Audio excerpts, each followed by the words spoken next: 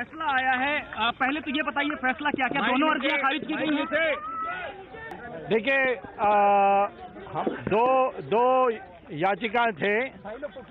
एक मेरा, जो मैंने जस्टिस सैनी के जो जज सैनी की जो निर्णय थी उसके विरुद्ध में मेरा स्पेशल लीव पिटीशन था, और दूसरा श्री प्रशांत भूषण का सीबीआई इंक्वायरी की उनकी जो डिमांड थी वो दोनों थी। अब अभी तक ऑर्डर तो मुझे पूरा मिला नहीं है। जो पढ़ा गया है, आखिरी जो पन्ना पढ़ा गया उसमें उन्होंने ये कहा है, जज न्यायाधीशों ने, कि मैंने षड्यंत्र ये चिदम्बरम ने किया, ये मैंने सिद्ध नहीं किया। अब मैंने तो षड्यंत्र का बहस ही नहीं किया, ना मेरे प्रार्थना में कहीं मैंने षड्यंत्र की बात भी की है।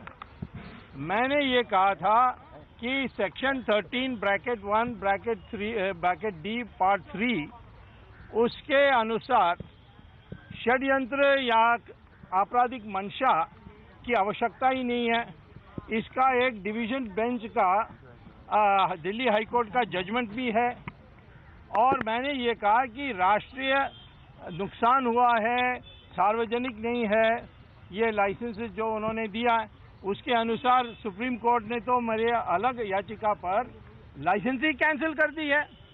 तो इसीलिए ये जो जजमेंट है इसका मैं रिव्यू फाइल करूंगा और कहूंगा जजेस को कि आपने मुझे पूरा बहस भी नहीं करने दिया, बीच में रोक दिया। जब मैंने कहा कि मैंने अभी तक साइटेशंस नहीं दी तो उन्होंने कहा आप रिटर्न सबमिशंस दे दीजिए।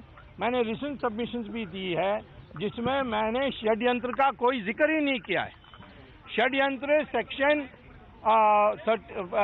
13(1)(d) पार्ट 1 और 2 में आती है, पार्ट 3 में कोई षड्यंत्र का सवाल ही नहीं है। तो इसीलिए ये जजमेंट मेरे प्रार्थना पर नहीं है, मेरे दिए हुए तथ्यों पर नहीं है, इसीलिए मैं इस पर अपील करूंगा। और इसके